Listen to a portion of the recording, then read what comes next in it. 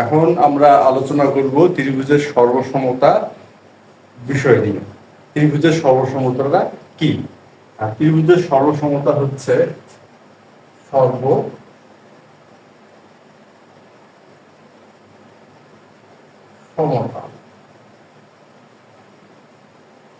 সর্বসমতা হচ্ছে এটা সাধারণত বোঝানো হয় সব দিক হতে সমান। সব দিক হতে সমান এই কথাটার অর্থটা কি? এই কথাটার অর্থ হতে পারে যে ত্রিভুজ, এটা একটা ত্রিভুজ, অর্থাৎ এই ত্রিভুজটা এ বি সি আর হলো পি কিউ আর, এগুলো দুটি ত্রিভুজ। এখন সর্বসমতা সব দিক হতে সমান, সব দিক অর্থাৎ যে এই বাহুগুলো এ সমান পি কিউ, বিসি সমান কিউ আর এসি সমান পি আর, এবং কোণ কোণ বি হচ্ছে কিউ এর সমান, কোণ এ হচ্ছে পি এর সমান আর সি হচ্ছে আর এর সমান। যদি এরকম হয় যে এই দুটো ত্রিভুজের তিনটা বাহু পরস্পর সমান এবং তিনটা কোণও পরস্পর সমান, সেক্ষেত্রে ত্রিভুজকে আমরা কি বলতে পারি? সর্বসম বলতে পারি। এখানে হচ্ছে সেই সর্বসমতা বা সব দিক সমান হচ্ছে ত্রিভুজের যে গুরুত্বপূর্ণ অংশ বাহু এবং কোণ। একটি ত্রিভুজের তিনটা বাহু তিনটা কোণ, অপর একটি ত্রিভুজের তিনটা বাহু তিনটা কোণের সমান, সেক্ষেত্রে ত্রিভুজটা সর্বসম। এই জন্য আমরা এখানে সর্বসমতা মানে লিখলাম হচ্ছে সব দিক হতে সমান। এখন এখানে একটা বিষয় আছে যে যে কোনো কোণ বা যে কোনো বাহু কি সমান? আমি আবার বলতেছি, যে কোনো কোণ এবং যে কোনো বাহু কি সমান? যেহেতু আমরা সর্বসম বললাম, না, বিষয়টা তেমন নয়। বিষয়টা হচ্ছে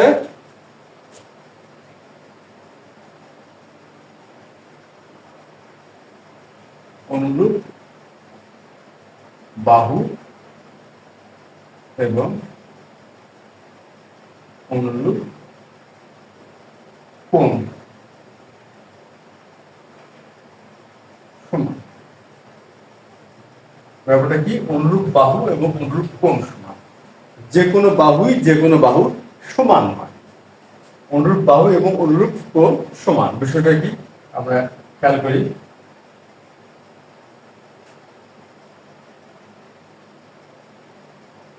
A B C P Q R, এটা আমরা বোঝার চেষ্টা করি অনুরূপ বাহু এবং অনুরূপ কোণ আসলে কি। এখন অনুরূপ বাহু এবং অনুরূপ কোণ হচ্ছে আপেক্ষিক ধারণা বলা যেতে পারে। এটা কি ধারণা বলা যেতে পারে? আপেক্ষিক, অর্থাৎ কোনো কিছুর পরিপ্রেক্ষিতে যে ধারণাটা দাঁড় করানো হয় সেটা হচ্ছে আপেক্ষিক ধারণা। আর বিষয়টা আরেকটু আমরা ব্যাখ্যা করি। আমরা যদি অনুরূপ বাহু ধারণাটা নিয়ে আসতে চাই, অনুরূপ বাহু সমান সমান কোণের বিপরীত বাহু, বিপরীত বাহুদ্বয় হচ্ছে অনুরূপ। বিষয়টা কি? যেমন আমরা দেখালাম যে কোণ এবিসি ত্রিভুজের কোণ বি এবং পি কিউ আর ত্রিভুজের কোণ কিউ সমান, অর্থাৎ এখানে হচ্ছে কোণ এবিসি সমান সমান কোণ পি কিউ আর। এটা আমরা দেখালাম যে আমরা কোনোভাবে জানলাম বা প্রমাণ করতে পারলাম বা দেখাতে পারলাম যে এই কোণ দুটি সমান। সেক্ষেত্রে অনুরূপ বাহু কোণ দুটি হবে? অনুরূপ বাহু হবে এবিসি কোণের বিপরীত বাহু হচ্ছে এসি, আর পি কিউ আর ত্রিভুজের বিপরীত বাহু হবে পি আর। এবিসি কোণের বিপরীত বাহু হচ্ছে এসি আর পি কিউ আর কোণের বিপরীত হচ্ছে পি আর, অর্থাৎ এসি আর হচ্ছে পি আর পরস্পর অনুরূপ। বা আর বিপরীতে আর অনুরূপ কোণের বিষয়টা কি সমান সমান বাহুর বিপরীত কোণ অনুরূপ কোণ বিষয়টা হচ্ছে সমান সমান বাহুর বিপরীত কোণদ্বয় অর্থাৎ আমরা যদি বলি যে বিসি সমান কিউআর আমরা এটা বললাম যে বিসি আর কিউআর সমান বা দেখাতে পারলাম বা প্রমাণ করতে পারলাম সেক্ষেত্রে বিসি বাহুর বিপরীত কোণ হচ্ছে কোণ বিএসি এই বাহুর বিপরীত কোণ আর পি কিউআর বাহুর বিপরীত কোণ হচ্ছে কিউ পি আর এই কোণ দুটি হলো পরস্পর অনুরূপ কোণ তাহলে বিষয়টা কি দাঁড়ালো বিষয়টা কি এটা দাঁড়ালো কি না যে বাহুর ধারণা দিয়ে আমরা বাহুর সাপেক্ষে অনুরূপ কোণ আর কোণের সাপেক্ষে অনুরূপ বাহুর বিষয়টা দাঁড়াইলো এই জন্য আমরা কি বলতেছি এটা আসলে মূলত আপেক্ষিক ধারণা অর্থাৎ আমরা যদি এখন ধরে নিই A B R Q R সমান দেখাতে পারলাম কি দেখাতে পারলাম এ বি সমান কিউ আর এই ক্ষেত্রে কিন্তু অনুরূপ কোণটা কি হবে এবি বাহু অর্থাৎ এসিবি কোণ এসিবি আর কিউআর হচ্ছে কিউপিআর এই কোণ দুটি কিন্তু সেক্ষেত্রে অনুরূপ কোণ হচ্ছে সুতরাং অনুরূপ কোণ এবং অনুরূপ বাহু ধারণাটা হচ্ছে কোনো পারফেক্ট ধারণা বা অ্যাবসলিউট ধারণা নয় যে আমরা যে বাহু দুটি দেখাবো সমান দেখাতে পারবো তার বিপরীত কোণগুলো হবে অনুরূপ কোণ আর যে কোণ দুটি সমান দেখাতে পারবো তার বিপরীত বাহুগুলো হবে অনুরূপ বাহু তাহলে বিষয়টা কি দাঁড়ালো আমরা যদি তিনটা বাহু সমান দেখাতে পারি ওই তিনটা কোণের যে পরস্পর যে বিপরীত কোণগুলো আছে তাদেরকেও যদি আমরা সমান দেখাতে পারি সেই ক্ষেত্রে আমরা সর্বসমতার ধারণাটা দাঁড় করাইতে পারি অর্থাৎ সেক্ষেত্রে আমরা বলতে পারবো যে ত্রিভুজদ্বয় সর্বসম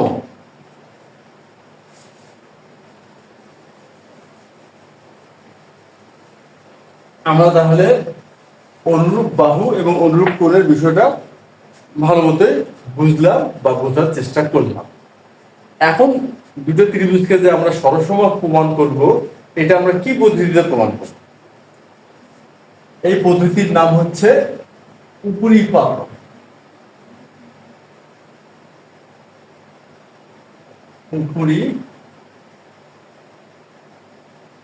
পদ্ধতি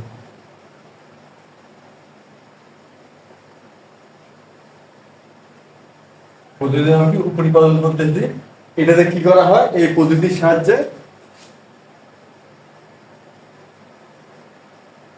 ত্রিভুজের সর্বসমতা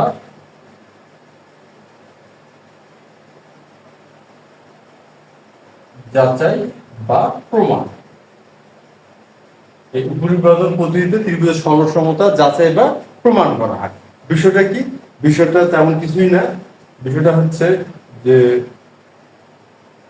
এবিসি সাপোজ এবিসি একটা ত্রিভুজ আর হচ্ছে পি কিউ আর হচ্ছে একটা ত্রিভুজ এখন আমরা এই ত্রিভুজ দুটি সর্বসম কিনা এই উপরিপাতন পদ্ধতির সাহায্যে প্রমাণ করার চেষ্টা করব মনে করা যাক এখন আমরা উপরিপাতন পদ্ধতি কেমন করে প্রয়োগ করব যে আমরা এই ত্রিভুজ এবিসি কে সাপোজ উপরে নিলাম বা হাতে নিলাম নিয়ে আমরা পি কিউ আর এর উপর বসানোর চেষ্টা করব কি করব পি কিউ আর উপর বসানোর চেষ্টা করব উপর থেকে বসানোর চেষ্টা করব বা স্থাপন করার চেষ্টা করব যদি এ বিন্দুটা পি বিন্দুর উপরে বি হচ্ছে কিউ বিন্দুর উপরে এবং সি আর বিন্দুর উপরে পুরোপুরি মিলে যায় তাহলে আমরা বলতে পারবো যে ত্রিভুজ দুটি সর্বতোভাবে বা প্রত্যেকটা দিক থেকে মিলে গেছে আর যেহেতু দুটি ত্রিভুজ মিলে গেছে সুতরাং ত্রিভুজ দুটি সর্বসম এটাই হচ্ছে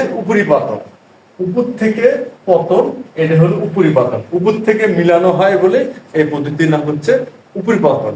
অর্থাৎ একটি বস্তুকে অপর একটি বস্তুর উপরে যদি স্থাপন করে আমরা দেখি যে বস্তু দুটি সব দিক থেকে একই রকম বা সব দিক থেকে তার মাপটা মিলে গেছে, অর্থাৎ এটার দৈর্ঘ্যটা ওটার দৈর্ঘ্যের সাথে বা বা এক ত্রিভুজের ক্ষেত্রে তিনটা বাহুর সাথে মিলে গেছে, কিংবা এভাবে বলা যেতে পারে শীর্ষবিন্দুগুলো একটা ত্রিভুজের তিনটা শীর্ষবিন্দু অপর একটা ত্রিভুজের তিনটা শীর্ষবিন্দুর সাথে হুবহু মিলে গেছে।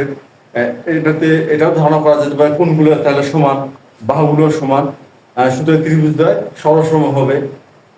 এই যে ধারণাটা, এই ধারণাটাই আসলে উপরিপাতন পদ্ধতি, যেটার সাহায্যে ত্রিভুজের সরসমতা প্রমাণ করা যায়। আমরা জানি যে ত্রিভুজের সরসমতার ক্ষেত্রে 4টা নিয়ম প্রযোজ্য। আমরা সাধারণত 4টা নিয়মের সাহায্যে ত্রিভুজের সরসমতা প্রমাণ করে থাকি। এই 4টা যে নিয়ম যে বা পদ্ধতি আছে ত্রিভুজের সরসমতা, এই 4টা নিয়মই এই উপরিপাতন পদ্ধতিতে প্রমাণ করা হয়, যেটা কিনা আমরা এর পরবর্তীতে ক্লাস বাই ক্লাস একটা একটা করে প্রমাণ গুলো করার চেষ্টা করব বা প্রমাণগুলো নিয়ে আমরা আলোচনা করব। তো আজ এই পর্যন্তই, ধন্যবাদ।